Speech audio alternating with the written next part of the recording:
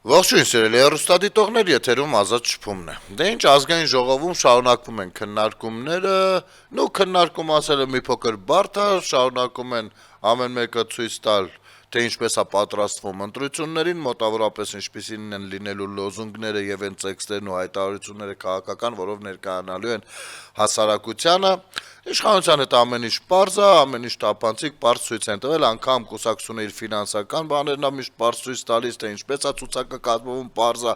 շատ-շատեր անգամ ձանձրացել էին ամբողջ համացանցը դա էր ու բողոքում են, թե ինչ եք լավեսի դրել մեզ ցույց տալիս, դա հաշվետվողականություն է կոչվում։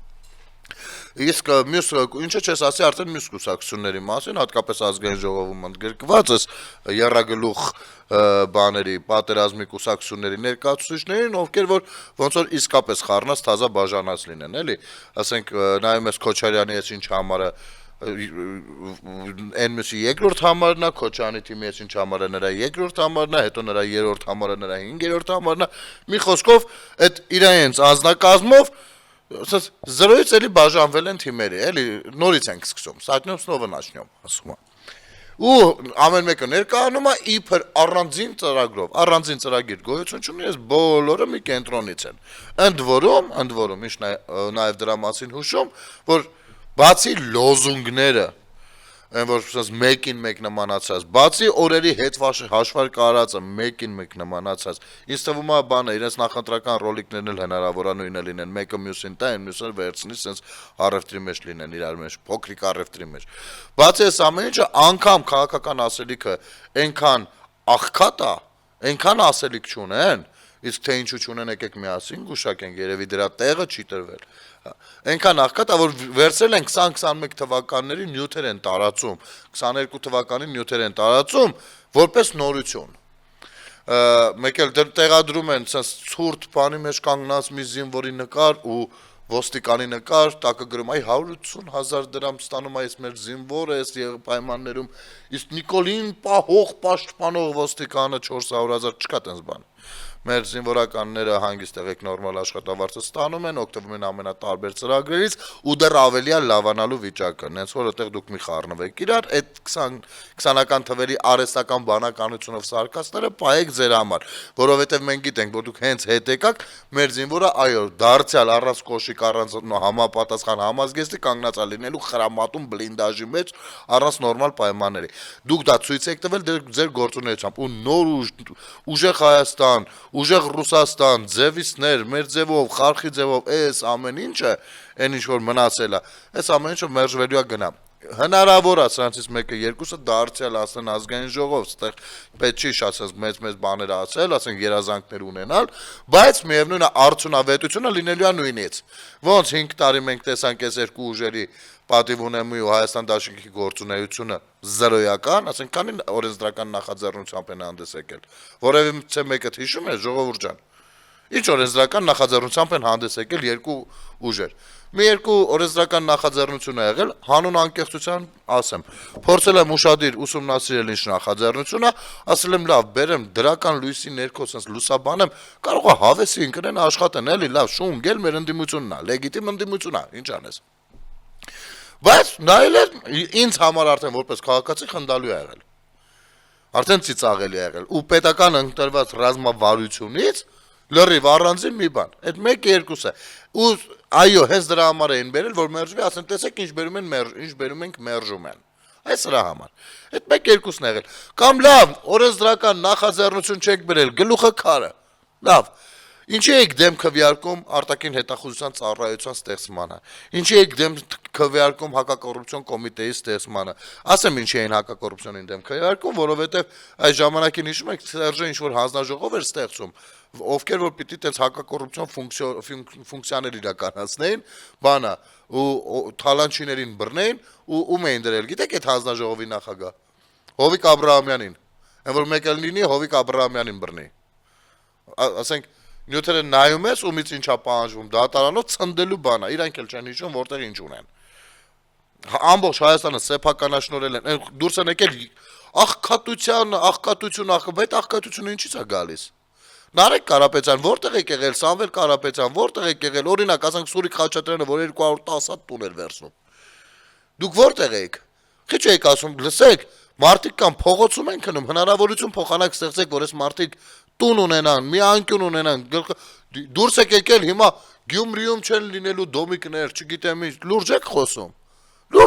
այդ նոր եք որոշել, ինչը ազդեց, որ դուք տենց որոշում կայացնեք, որտեղ ինչա լինելու ինչ չէ, հանգիստ եղեք, դուք դրա սրտացավությունը միևնույնա չունեք, դուք գնացեք ձեր բիզնեսով զբաղվեք, եթե իհարկե դեռևս ձեզ թույլ են տալիս ձեր բիզնեսով զբաղվել, ու տենց եկեք հանրայինում հպարտացեք, որ 900 միլիոն դոլարով ավելացել է բանը, եկամուտները, դա չի նշանակում, որ դուք եկաք պետության եկամուտներն ավելանալու, ինչ ներդրում ա արել, ինչ ներդրում ա արվել Հայաստանում, հեսա մայիսի 28-ն է, առաջին հանրապետության օրը, եկեք մի հատ նայենք այն շենքը, որը որ բան է, առաջին հանրապետության բանի շենքներ, կառավարական շենքներ, առաջին հանրապետության, որի պատշգամբից հրապարակել են, որ Հայաստանի հանրապետություն գոյություն ունի այսուհետ, անկախ հանրապետություն, մի հատ գնացեք նայեք այդ շենքը ինչ ա դարձել, հաց ուտելու տեղ, բգի տեղ, այնիշ կարող էր հիանալի թանգարան լինել, հենց առաջին հանրապետության վերաբերյալ թանգարան, մեր ամեն ինչ բերել տեղավորել է քաբաբի մեջ, պիցաների մեջ, բոլոր ժամանակներում, այդ դրա համար արժե համակարգային դեգրադացիա գնացել, այ հենց դրա համար, ու այսօր դուրս եք եկել հանկարծ, մենք եկել ենք, որպեսի բան անենք, ես նայում եմ Նարեկը Կարապետյանը, ինչ հետաքրքիր բան է, չէ, դեռ մինչև Նարեկի հայտարարությունը, սենց է անում, ասում է, իրենք գնացել են, բաժանում են ընտրակաշառքը, իրենք գնում են, վերցնում են ընտրակաշառքը, իրենք իրար բոշա ու ինչ ասես ասում են շունշանգյալ, իրենց բառերն եմ ցիտում, հենց ձերբակալվում են, ասում են ժողովուրդ ջան, սա բոլորիս խնդիրն է, պետք է դուրս գանք եւ թույլ չտանք։ Չհասկացանք։ Ի՞նչն է բոլորիս խնդիրը։ Փաթաթում բոլորի վզին։ Հանցագործություն եք արել, գնացեք պատասխան տվեք։ Սա մեր բոլորի խնդիրն է։ Մենք բոլորս պետք է ոտքի կանգնենք, որպեսզի այս կարգերը ասեմ, որ կարգերը, պանյատների կարգերը պետության մեջ, որպեսզի, այսինքն Նարեկ Կարապետյան, որ հայտարարություն է անում, այ սենց մենք միևնույնն է կպայքարենք ու կգանք իշխանության եւ կունենանք ուժեղ Հայաստան։ Այն Հայաստան ամեն ինչ ճիշտ է ասում, բացի Հայաստան բառից։ Անկամ ուժեղն է ճիշտ ասում, բայց Հայաստան չէ։ Հիմինայ, քեզ ինչ եմ հարցում։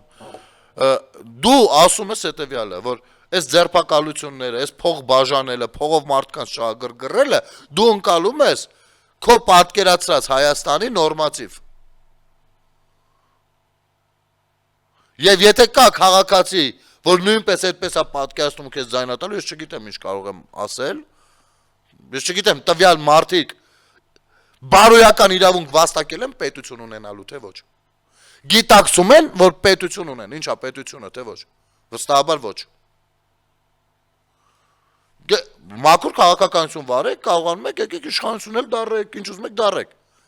Թող հանրությունը ընտրի, հանրության կոնսենսուս գոյություն ունի, չէ՞, ընտրությունները ինչ են։ Որպեսզի երբ որ 1 միլիոն մարդ մասնակցում ընտրություններին, ամեն մեկը մի բան ասում են, ես ուզում եմ Պողոսը լինի, այն մեկը ասում է Պետրոսը լինի, Մարտիրոսը լինի, մյուսը ասում են լավ, մի րոպե, սահմանադրություն ենք գրում։ Այսպես ենք անում։ Գնում ենք բոլորով ընտրությունները, ես էլ առաջարկողները, ով ում ինչքան ձեն տա, ամենաշատ ձենը սենց է լինում, ամենակիչը սենց է լինում, բան։ Համաձայնեք, հա, վերջացած, սկսեցինք։ Հիմա գնում ենք ընտրությունները։ Եթե դու մեկնումեկին շահագրգռում ես, դու խախտում ես սահմանադրական կարգը։ Դու ո՞նց կարող ես երաշխիք տալ, որ քո ժամանակ Հայաստանը լավն է լինելու։ Ո՞նց կարաս, չես կարող արդեն։ Դու արդեն ասում ես թկած ունեմ այդ ընդունված նորմի վրա։ Սա է։ Դրանից հետո ընդ որում, քեզ աշխարհում էլ բանի տեղ չեն դնելու։ Որովհետև աշխարհը ունի արտաքին հետախուզություն, տվյալներ, արտաքին հետախուզություն, որին իր երկրում ստեղծելուց բոլորն են կողմ քվեարկել, անկախ նրանից ով անդիմություն, ով իշխանություն։ Ոչ թե մերնի նման երկու բաները հելան փախան։ Փախան, որովհետև Ռուսաստանը ասաց, ո՞վ մի րոպե էլը։ Ինչ նշանակում դա արտաքին հետախուզություն ունենալ, նշանակում է անկախության որոշակի շեմ բարձրացնել, նշաձող բարձրացնել։ Էս ինչ եք խոսում դուք։ Այսա տեղի ունեցավ։ Ու դուք եկել եք ասում, չէ՞, էդի թույլ Հայաստանն է, մենք ուժեղ Հայաստան ենք ուզում սարքենք։ Ասում ենք, ո՞րն է ձեր ասած ուժեղ Հայաստանը, այս ինչը հարկեր չի մուծելու, այն ինչը չի մուծելու, ինչը չի մուծելու։ Լավ, եթե այդ ամբողջ բոլորը հարկեր չեն մուծում, կարող ենք իմանալ հնա ոնց է կազմում, ինչով է զենք առնում։ Քեզ ով է ինչ խոսք տվել, մի հատ էլ բացվի, պատմի։ Իմիջայլոց։ Ազգային ժողովում բանը Փաշինյանի այդ համառոտ եթերից հետո, որ ցույց տվեց ընդդիմությունը ոնց է մասնակցում կամ ոնց չի մասնակցում շատ կարևորագույն քննարկումներին։ Սրանք եւիհեւ եկան, պատրաստած տեքստերով եկան ու ամեն մեկով դերաբաշխած իմիջայլոց։ Թղթից սկսեցին կարդալ։ Դուք քանդել եք դպրոցներում անկապարտեզներ, դուք քանդել եք, չգիտեմ ինչ, այն բանը Գեղամ Մանուկյանը առասրակ վեր կացավ, նեղսրտվեց, որ հնարավոր է բան ցուցահանդեսն ու շքերթ ցուցահանդես լինի, հա, ասենք հաշվետվություն լինի, բանի ասենք զենքերի ցուցադրման բան լինի, հանրությանը հաշվետվություն։ Իհարկե ամբողջը չի ցուցադրվելու, այդ օրը շքերթով անցնելու են այն ինչը որ կարելի է որ անցնի, դրանից հետո ինչքան որ տեղյակ եմ մարզահամալիրում նույնպես ցուցահանդես կլինի, մի քիչ այլ տեխնիկաների արդեն, իսկ այն ամենակարևոր գաղտնի բաները մնալու է գաղտնի։ Բայց միևնույնն է Գեղամ Մանուկյանը այստեղ կապտել էր, հիստերիայի մեջ էր ենք։ Ասում բա ո՞նց ենք իմանալու, որն է մինչև 18 թիվը գնված, որը 18-ից հետո, ինչ եք անելու, կեսը սև եք ներկելու, որը մինչև 18 թիվը, 18-ից հետո վարդագույն։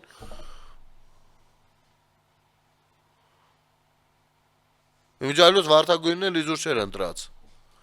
Ոնց որ ուկրաինացիները ուժեղ զենք են, հա,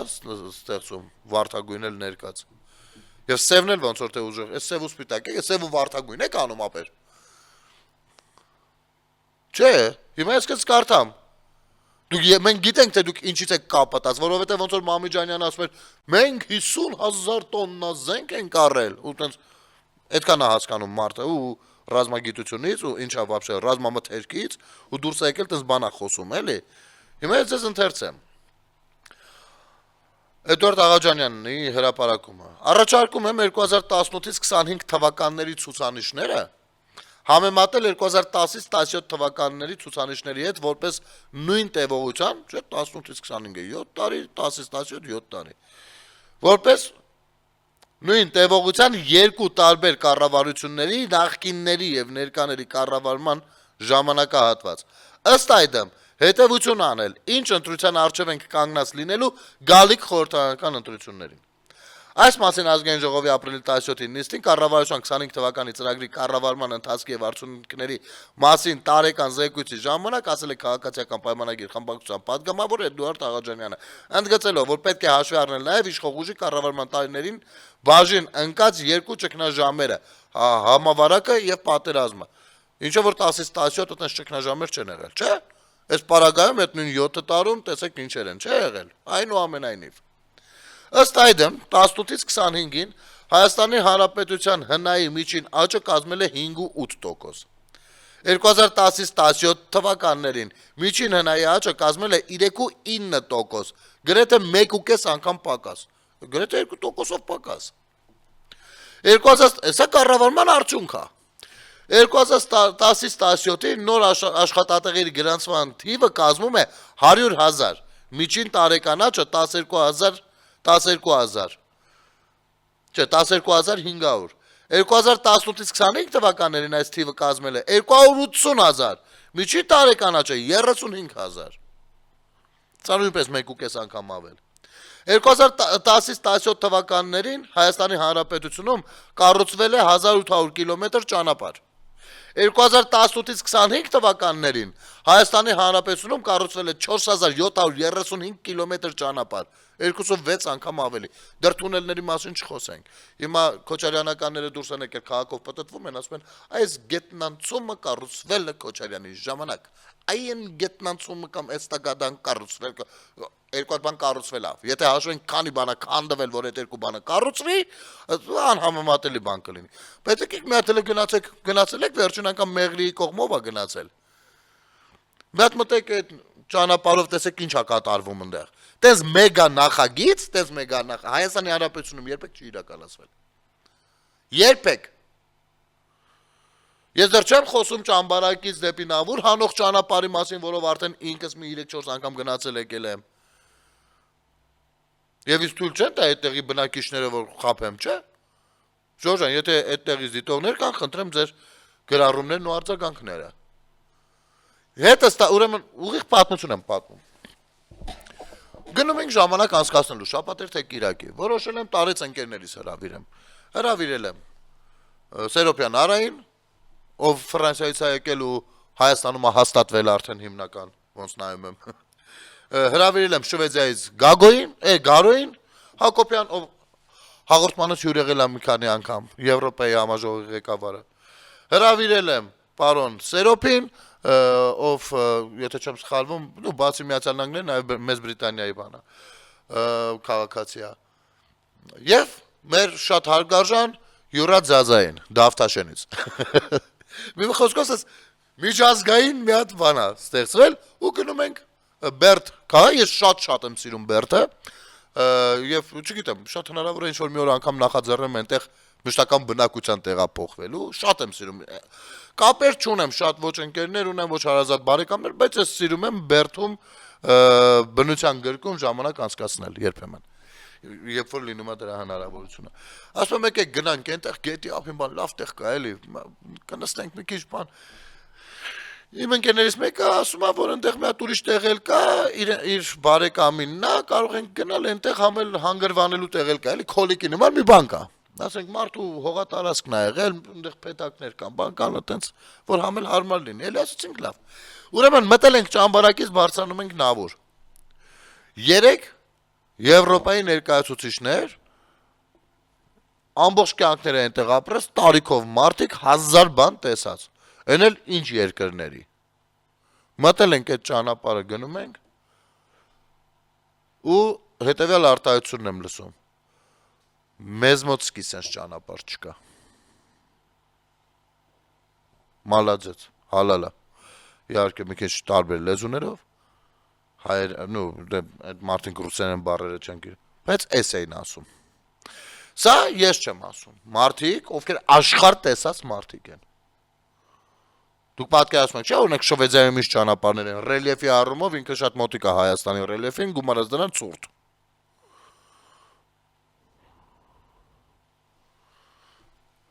Լավ, շարունակենք։ Այսքանով չենք ավարտել, նոր ենք սկսում։ Ուրեմն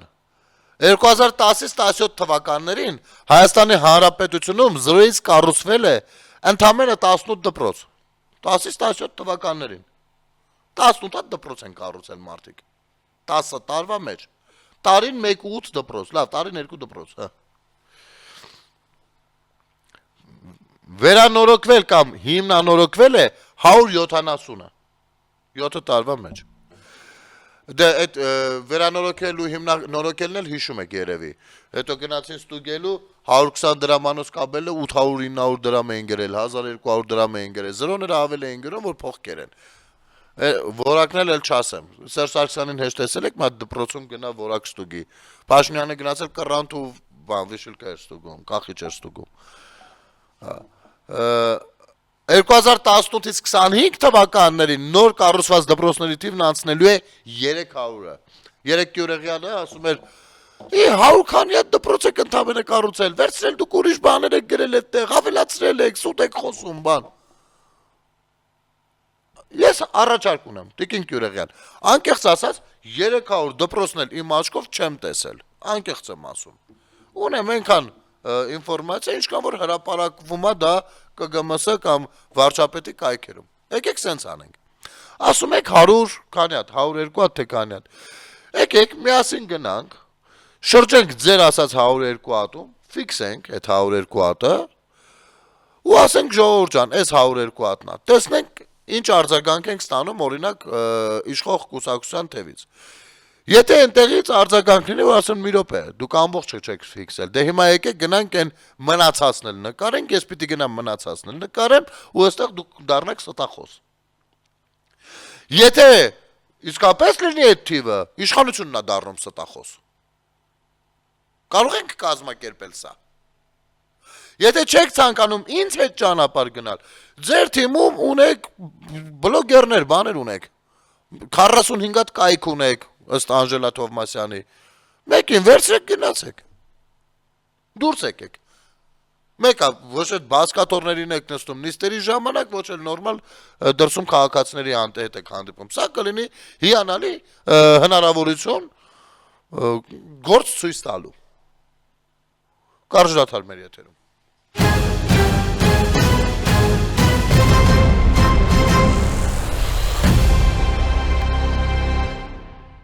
Վերադառնանք սիրելի հեռուստադիտողներ։ Մի խոսքով դպրոցի պահը հիշեցինք, չէ՞, 10-ից 17 թվականներին ՀՀ-ում 0-ից կառուցվել է ընդամենը 18 դպրոց, վերանորոգվել կամ հիմնանորոգվել է 170-ը։ 18-ից 25 թվականներին նոր կառուցված դպրոցների թիվն հասնելու է 300-ը։ Սա հիշեցինք, անցենք առաջ։ 2010-ից 17 թվականներին առողջապահության բյուջեն 53 միլիարդից դարձել է 85 միլիարդ, այսինքն 2010-ին ընդունել են 53 միլիարդով, 17-ին եղել է 85 միլիարդ։ Աճ գրանցել են մարդիկ, մոտ 32 միլիարդ, հա, 7 տարվա մեջ, 60% այսինքն։ 2018-ից 25 թվականներին առողջապահության բյուջեն 81.3 միլիարդից դարձել է 206 միլիարդ։ Աճը 154%։ Միջին տարեկան աճը երկու ժամանակահատվածների դեպքում, նրանց դեպքում 4 միլիարդ, այս իշխանության դեպքում 14 միլիարդ։ Միջին տարեկան աճը։ Պատկերացնում եք։ Առաջ գնանք։ Սա առողջապահության բյուջեն էր, դե այստեղ հեսա այս առողջապահական այս ապահովագրությունը, անվճար բուժօգնությունները եւ այս ամեն ինչը,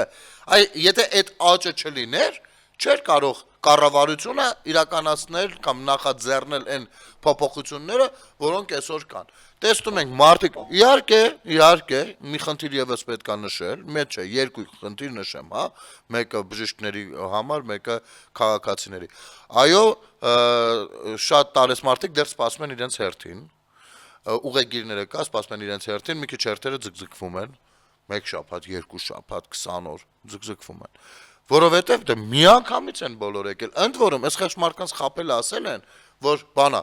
հունիսի այստեղ ընտրությունների համար է, ընտրություններից հետո այս խանելու են, նայեք ինչ են խապել ասել։ Ու այս մարդիկ բոլորը գնացել են, դրա համար հերթը մի քիչ շատ է, կկարգավորվի ժողովուրդ ջան, հեշտ չմտածեք, ու դա մինչև հունիսի 7-ը չի, դա այսուհետ մշտական է, եւ սիրելի տատիկ պապիկներ, ձեզ ասեմ, այդ ամեն ինչը տեղի է ունենում ձեր իսկ երեխաների, ձեր իսկ թոռների, երիտասարդների աշխատանքի արդյունքում, մուծած հարկերի արդյունքում, եւ ինչքան շատ հարկերը կմուծվեն պարտաճանաչ ձևով, որքան ՀԴՄ կտրոնները նորմալ կհավաքվեն, հարկահավաքությունը լավ տեղի կունենա, այնքան ավելի լավ բաներ առաջարկներ լինելու, սա էլ ասեմ, այնպես որ այս մասով որոշակի խնդիր կա, բայց կընկնի տեղը։ Մյուս մասով այո մեր բուժաշխատողների ծանրաբեռնվածության խնդիրն է, որովհետև հիմա ինչ է ստացվում։ Այդ նույն հերթերի տակ, որ սպասում են այս մարդիկ, այդ նույն հերթի տակ աշխատում են մեր բուժաշխատողները, խիստ ծանրաբեռնված։ Եվ ես կարծում եմ, որ հաջորդ էտապում պետք է վերանայվի պոլիկլինիկաների հատկապես բուժաշխատողների եւ ինչու ոչ նաեւ հիվանդանոցներում բուժաշխատողների աշխատավարձը պետքա վերանայվի այդ հաստատ։ Դա գիտեք ինչ, ես որպես քաղաքացի անկեղծ ասեմ, ոչ մի բարեկամ չունեմ բժիշկ։ Ընկեր ունեմ, բայց վերջին անգամ հենց այս ծանրաբեռնվածությունից ելնելով վերջին անգամ իսկապես չեմ հիշում երբ եմ տեսել այդ մարդուն։ Անգամ հիմա անհրաժեշտություն էլ ունեմ մի հատ իրեն տեսնելու, ոչ միայն որպես ընկեր, բայց վախենում եմ զանգեմ։ Այսինքն այնպես չի, որ հուշել են ասել մի հատ բարձրաձայնի էս հարցը, չէ։ Սա որպես քաղաքացի իմ խղճին չի նստում։ Իմ խղճին չի նստում, երբ որ ես կողքից նայում եմ, այդ խեղճերը իշքան են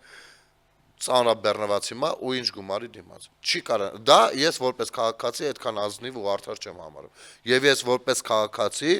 խնդրում եմ, որպեսզի բուժաշխատողների աշխատավարձը, հատկապես պոլիկլինիկաների բուժաշխատողների աշխատավարձը վերանայվի։ Հաջորդ էտապում իմ կարծիքով դա պիտի որ լինի։ Շարունակենք։ 2010-ից 17 թվականների նվազագույն կենսաթոշակը 13200 դրամից դարձել է 16000, այսինքն 7 տարվա մեջ 2800 դրամ է բարձրացել։ Ընդհանուր 21% աճը դրա։ Իսկ միջին տարեկան աճը 350 դրամ։ Այսինքն տարեկան 350 դրամով բարձրացրել են, էլի։ Իբր իրան ժամանակ բանը ինֆլյացիաներ չեն լինում, նայեք, գումարը փողը մշտապես ինֆլյացիայի փուլում է։ Երբեք փողը դեֆլյացիա չի լինում։ Միշտ լինում է ինֆլյացիա, հասկանում եք։ Եվ դա ազդում է ապրանքի գների վրա։ Տարեկան լինում են այդ դրա հետ կապված արդեն գումար բանը թանկացումներ։ Դեռ գլոբալ աշխարհակարգը թողնենք։ Դեռ չհաշվենք, որ 10-ից 17 թվերը աշխարհում համեմատաբար ավելի խաղաղ վիճակ էր։ Ենթակառուցվածքները, բան, չգիտեմ, ամեն ինչ ուրիշ ձև էր։ Հիմա ավելի բարդ է։ Ու աշխարհում շատ բաներ թանկացել են։ Բայց այնուամենայնիվ տարեկան իրանք 350 դրամով են բարձրացել, 13-ից 13200-ից դարձել են 16000 դրամ 7 տարվա ընթացքում։ 18-ից 25 թվականներին նվազագույն թոշակը 16000-ից դարձել է 46000 դրամ։ 187% աճ։ Իսկ միջին տարեկան աճը 3750 դրամ, համարյա 10 անգամ ավելի, մի բան էլ ավել։ Տարին 10 անգամ իրանց 350 դրամն էր, ստեղ 3750 դրամ։ Պատկերացրեցիք։ 10-ից 17 թվականներին միջին իրական աշխատավարձն աճել է 15%-ով, այսինքն 10 թվականին որ ընդունել են, 10 մինչև 17 թվը 7 տարվա մեջ 15%-ով աճել։ Իսկ 18-ից 25 թվականներին միջին իրական աշխատավարձն աճել է 50%-ով եւ 3 անգամ ավելի։ 21-ից, իմիջայլոց այս աշխատավարձների հետ կապված, չգիտես ինչի քիչ լուսաբանվեց, դա երբ որ վարչապետը հանդիպել էր գործարարների հետ։ Այդ որում առանց քաղաքական բաների, այնտեղ մենք տեսանք մարդկանց, որ անգամ ապշելու բաներ զարմանալի էր, չէ՞, որ նրանք ներկա կգտնեն վարչապետի հետ հանդիպմանը, բայց քանի որ խոշոր տնտեսվարողներն են մեր պետությունը հիմնական առաջտանողները ֆինանսական տեսանկյունից, մեծ հարկեր մուծողները, ապա պետք է նրանց հետ լինի նորմալ կառուցողական երկխոսություն եւ ոչ թե Սերժի կամ բանի Քոչանի նման վզներին դնել պարտավորեցնել, այլ աշխատել իրար հետ։ Ովքեր որ կառուցողական տրամադրվածություն ունեն, կաշխատեն, իշխանությունների հետ ովքեր չէ։ Հիմա Փաշինյանը հանդիպել էր ու ինչ հետաքրքիր բան եղավ։ Նա խնդրում էր բառացիորեն, ներկայացնում էր բաներին, այդ տնտեսվարողներին, ասում տեսեք, մեր աշխատողները մենք ունենք պետությունը ունի ծրագիր պարտադիր բժշկական ապահովագրման։ Ու այնտեղ մի քանի հազար դրամ աշխատավարձից պակասում է, որպեսզի ինքը այդ ծրագրի մեջ ներգրավվի։ Եվ կխնդրեմ, որպեսզի սա հաշվի առնեք ու մի քիչ վերանայեք աշխատավարձը։ Այսինքն մարդը տնտեսվարողին խնդրում է, որպեսզի նա իր աշխատողի ուղիղ խնդրում է, որպեսզի նա իր աշխատողի աշխատավարձը մի քանի հազար դրամով բարձրացնի, ինչը բացի որ մի քանի հազար դրամով կբարձրանա աշխատավարձը, նաև կկարողանա օգտվել պետական այդ ծրագրից։ Սա ում օրոք է հնարավոր։ Դուք մտածեք, ես անցնեմ առաջ։ Թերևս ինձ համար ամենահետաքրքրողը ու Գեգամ Մանուկյան Մոդիակա 21-ից 25 թվականներին ռազմական տեխնիկայի եւ սպառազինության ծախսերը 5 ու 4 անգամ ավելի են եղել, քան 1998-ից 2018 թվականների սպառազինության եւ ռազմական տեխնիկայի ձեռքբերման ծախսերը։ Այսինքն արդեն ոչ թե 7 տարվա կտրվածքով է հաշվում, չասում է 10-ից 17 թվականներին, այդտեղ вообще վատ վիճակ է, ծանր վիճակ է։ Ասում է 98-ից 2018 թվականը 20 տարվա ընթացքում։ Այս 20 տարվա ընթացքում առել են 5 ու 4 անգամ ավելի պակաս զենք սպառազինություն, քան այս 7 տարվա ընթացքում։ Այսինքն, չէ, 4 տարվա ընթացքում։ 4, 21-ից 25։ Այսինքն 21-ին 25 թվականների ծախսը 20 տարվա հետ համեմատական է։ Սա նշանակում է, որ միջին տարեկան բյուջեն այս պայի դրությամբ ավելի է 22 անգամ։ Պատկերացրեք 5 ու 4 անգամը, ոչ թե 5 ու 4%-ով, այլ 5 ու 4 անգամ։ Դուք գիտեք դա ինչ է։ Եթե դու այն ժամանակ ծախսել ես 250 միլիոն, օրինակ, դոլար տարեկան, Իսկ դες բան եղել ենք 170 միլիոն էլ ա եղել 350 միլիոն էլ ա եղել անգամ 5 հիմա այսինքն մոտ 2 միլիարդ դոլարով հասկանում եք ինչի մասն է խոսքը այսինքն իսկ 20 տարվա հետ այսինքն սա նշանակում է որ վերջին միջին տարեկան բյուջեն այս պայի դրությամբ ավելի է 22 անգամ ու սրանք խոսում են բանակը քանդեցին, քայքայեցին, էս ինչ են անում, մենք թույլ ենք, ոնց ենք անելու, մենք վահ ու սարսափի մեջ բան։ Ինչպես ենք ասում են, ուզում ես խաղաղություն պատրաստ եղիր, չէ՞ պատերազմին, ոչ թե պատրաստվել, այլ պատրաստ եղիր, սրանք տարբեր բաներ են։ Այսինքն դու մենք պատրաստ ենք այս պայդրությամբ, biz գնում ենք խաղաղության, այսինքն ցույց ենք տալիս ատամ, որ մենք տեսեք պատերազմը ոչ մեկից ձեռ չի տալիս այնպես որ գնացինք խաղաղության։ Սա իհարկե նոմինալ արտահայտմամբ, իսկ իրական արտահայտմամբ կլինի 12 անգամ, ինչը պակաս տպավորիչ չի ասել նա։ Գեղամ Մանուկյան, հիմա որը որ գույնով ներկենք։ Գույների ընտրությունը թողնում եմ քեզ։ Մի քիչ էլ առաջ գնանք, քանի որ խոսեցինք, ուզած չուզած, երբ որ մենք խոսում ենք ռազմարտունաբերությունից, իմիջիայլոց ռազմարտունաբերության ձեռքբերումները տեսնելու եք համալիրում։ Այդտեղ խնդիրներ կան։ Հանուն անկեղծության ասեմ, ռազմարտունաբերության ոլորտում փաստաթղթաշրջանառության մեջ եւ այլնի մեջ կան լրջագույն խնդիրներ, որոնք փոփոխության ենթակա են եւ ես հույս ունեմ, որ այդ ուղղությամբ համապատասխան կառույցները աշխատում են, որպեսզի շատ ավելի արդյունավետ գործի մասնավորը եւ հնարավորությունների դաշտ բացվի, որովհետև թողնենք այնտեղ հարցեր կան, բայց այնուամենայնիվ դա մեկնարկել է ու առաջա գնում, հա։ Ինչ որ մի օր մենք շատ ավելի բարձ կխոսենք այս խնդիրների մասին ու կարող է այնպեսի պատեր քանդվեն, որ էլ ասելու չի։ Բայց թողնենք սա, ունենք այն, ինչը որ ցուցադրվելու է, եւ չենք ունեցել այն, ինչը որ ցուցադրվելու է։ Հիմա անցնենք առաջ։ Ես նայում եմ Ալեն Սիմոնյանը գտնվում է Ստամբուլում։ Լսում եմ ելույթը Ալեն Սիմոնյանի, ով հայտարարում է, որ 19 գերիներ պահվում են Ադրբեջանի բանտերում եւ խաղաղության հաստատումը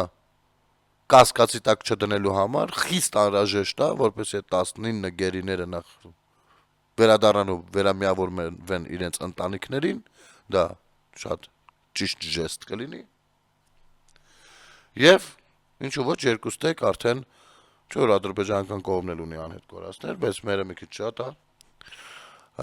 Եվ արդեն անհետ կորածների ճակատագրերով սկսեն երևի հանձնաժողով ձևավորվի, սկսեն աշխատել եւ այլն։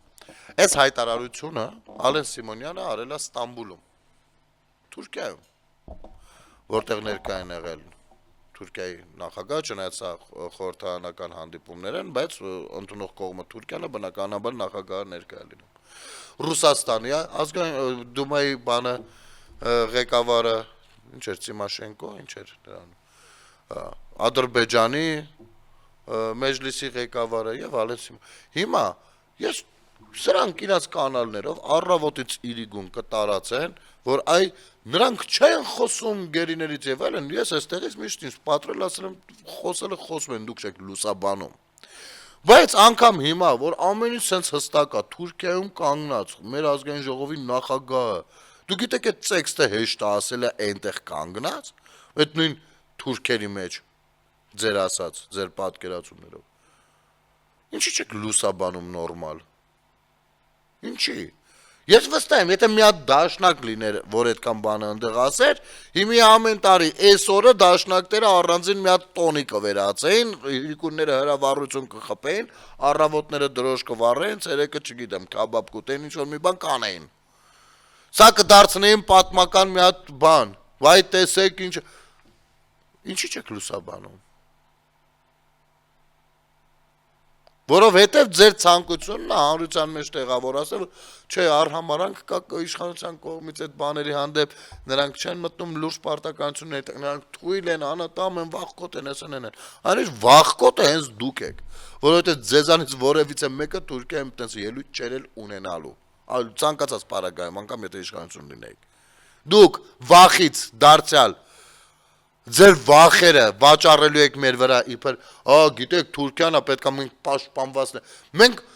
առավոտից ու դրոշ կվառեն, հետո կասեն, բայց որ Թուրքիան հարձակվի, պիտի Ռուսաստանը պաշտպանի մեզ։ Սրանից լավ իրար հակասող բան ես չեմ տեսել։ Դուք վախկոտները, թե որ դրան դեմ հաճախ շուներ կան, չէ՞։ Որ բայց այս մոտիկա գնում, ուշ կգնում այդ շան։ Բա որ այդքան դուխով եք ինչ եք բերել երրորդ երկրին կանգնացրել ձեր սահմանի վրա։ Մի բան էլ տեղը ինչ ասես տալիս։ Չկա ասես խայտարակություն, ցնդաբանություն, էլի։ Դու թշնամություն անես ուրիշի բանով, հույսով, էլի։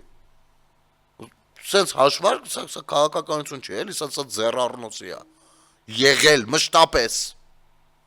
Ու մեր վրա բարերը, այ ռուսը մեզ կպաշտպանի, որովհետև նա մեր աղբերն է, նրա ուշքը գնում է մեր համար։ Չէ, Ղարաբաղը ոչինչ Ղարաբաղը թե Չետի Նիկոլը տվեց, ռուսները ինչ անեին այդտեղ, մեղք էին աղբեր, այդ մարդկանց մի այդքան ճաշրեք։ Իբր մեր զինվորը հետո այն ռուս զինվորները չէին ադրբեջանցիների հետ բերում, որ դրոշը տնկեին Հայաստանի Հանրապետության տարածքում։ Իբր այդ ռուսները չէին փառուխ թույլ տալիս բարձունքները գրավեն, որից հետո հնարավոր լինի էթնիկ զտումը։ Կամ հաղորդման վերջնահատվածում ես ձեր ուշադրությունը հրավիրեմ Օվերչուկի մի հայտարարությանը, որը նույնպես չգիտես ինչի քննարկումների առարկա չի դառնում ընդդիմադիր դաշտում։ Գիտեք ինչ, եթե sense մի բան եվրոպացիները անեն, ցանկացած եվրոպամետ կուսակցություն դուրս է գալիս, օբյեկտիվորեն գնահատական տալիս է, բայց դուք չեք կարա, որովհետև ձեր համար ձեր հայրենիքը Ռուսաստանն է, ոչ թե Հայաստանը, ոչ էլ Արցախը։ Հիմա նայեք, Օվերչուկը ինչ է ասում։ Ռուս գործարարները հետաքրքրված են Ադրբեջանի ազատագրված տարածքներում, խոսքն Արցախի մասին, այսինքն Ռուսաստանը դիտարկում է ազատագրված տարածք Ադրբեջանի համար։ Այսինքն մինչև այդ ինքը դիտարկում էր Հայաստանի կողմից օկուպացված տարածք, ձեր լավ աղբերը։ Շինարարական աշխատանքներին մասնակցելու հարցում հետաքրքրված են։ Ադրբեջանական լրատվամիջոցների հաղորդմամբ այս մասին հայտարարել է Ռուսաստանի փոխվարչապետ Ալեքսեյ Օվերչուկը ադրբեջանա-ռուսական միջկառավարական հանձնաժողովի 24-րդ նիստում, որն անցկացվում է Կովսականում, Զանգիլանում։ Ստեղ կապանի տակ, Գորիսի են բանով, կապանով մտնում ես այդտեղ։ Ոչ մի անգամ այդտեղ ռուսները չեն եկել նստել, ոչ մի անգամ չգիտեմ ինչ հանձնաժողով բան չեք արել, էլի։ Դուք հետաքրքիր է ինչու։ Մենք խրախուսում ենք ռուսական բիզնեսին ակտիվորեն մասնակցել այստեղ իրականացվող նախագծերին, մասնավորապես ստեղծված բարենպաստ ներդրումային միջավայրը լայն հնարավորություններ է բացում նման համագործակցության համար, նշել է նա։ Օվերչուկը նաև հայտնել է, որ Ջաբրայել եւ Սանկտ Պետերբուրգ քաղաքների միջև համագործակցության շրջանակում կարևոր կապեր են հաստատվել։ Միշտ տարածաշրջանային համագործակցության շրջանակում Աստրախանի մարզի միջոցներով Զանգիլանի շրջանի գյուղերում կառուցվում են մանկապարտեզներ։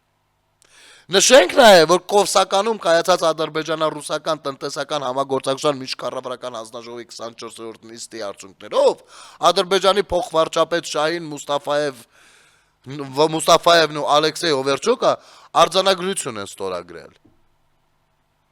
Ես ձեզ հարց եմ տալիս, այդ որ ասում եք Ղարաբաղը մերն էր։ Քանի նման հանդիպում է այնտեղ եղել։ Ու ինչու չի եղել, սա մեկ։ Երկրորդ, Ռուսաստանը ինչու երբեք մեր ռազմավարական գործընկեր, մեր միակ փրկիչ, մեր դարավոր բարեկամ Ռուսաստանը ինչու մեր Արցախում հետաքրքրվածություն չի ունեցել ճանապարհաշինության ոլորտում։ Օրինակ։ Դեռ թողնենք, որ իրաց փոխվարչապետի մակարդակով ոչ մի հանդիպում չի եղել Ղարաբաղում, Արցախում։ Ասենք մանկապարտեզ կառուցելու բան։ Ինչի՞։ Որովհետև երբեք, ոչ միայն 20-ից հետո, ոչ միայն 18-ից հետո, այլ երբեք Ռուսաստանի Դաշնությունը չի դիտարկել Արցախը Հայաստան։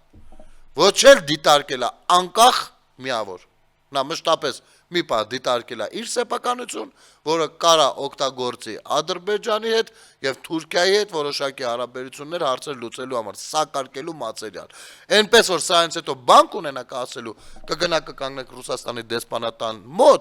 ուժեղ ձևերով, ուժեղ հայտարարություններ կփորձեք անել։ Միայն թե պատասխանատվությունը հետո չփորձեք ասել հայ ժողովուրդ, այ հիմա բոլորով պիտի բան անենք։ Եթերում ազատ շփումներ կհանդիպենք։